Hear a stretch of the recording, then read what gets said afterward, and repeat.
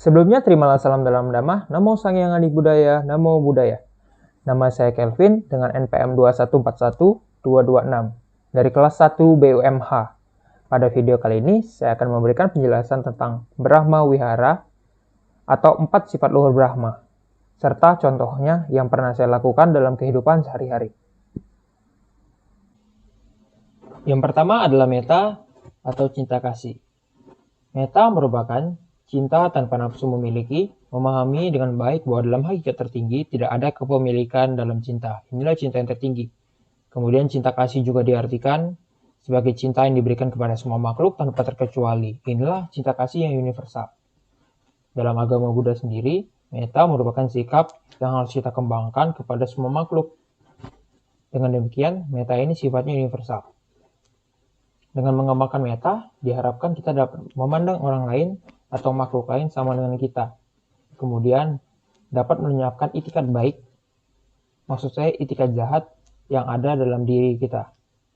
Kemudian, apa saja praktek metta yang pernah saya lakukan dalam kehidupan sehari-hari? Yang pertama adalah tidak membunuh makhluk hidup, kecil sekalipun seperti nyamuk ataupun semut.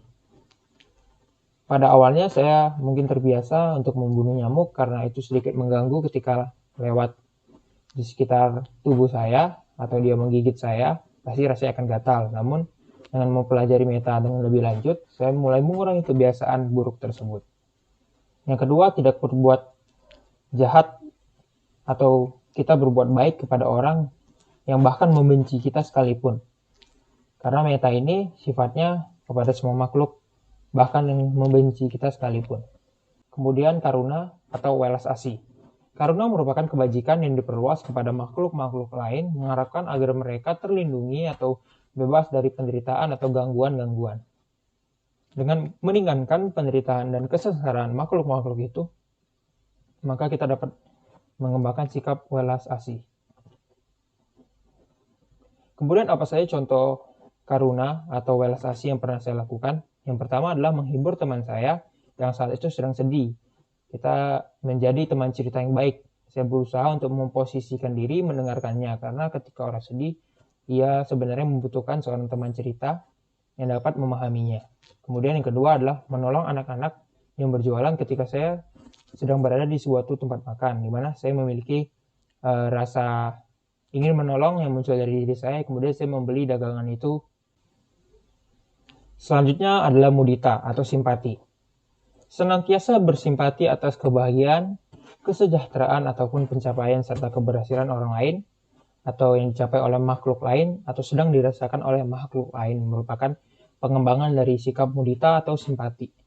Menghilangkan rasa iri dengki dan lain sebagainya yang sejenis adalah praktek dari simpati atau mudita itu sendiri.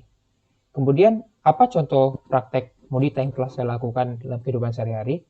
Yang pertama, ikut berbahagia ketika salah satu teman saya meraih juara di suatu perlombaan, di mana pada hari itu juga saya memberikannya suatu ucapan selamat serta mengapresiasinya, serta tidak muncul rasa iri dengki. Yang kedua adalah tidak iri dengan pencapaian orang lain, di mana ketika orang lain mencapai sesuatu atau orang lain lebih kaya dari saya, lebih hebat, maka saya tidak boleh iri, karena memang lebih baik kita tidak iri, melainkan memperbaiki diri. Dan UPK. Apa contoh praktek UPK yang telah saya lakukan dalam kehidupan sehari-hari?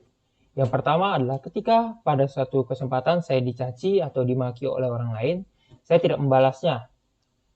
Mengapa? Karena membalasnya tidak menyelesaikan masalah bagi saya. Kemudian saya lebih melatih diri saya untuk tidak mudah terpancing dan menjadi lebih tenang dalam batin saya.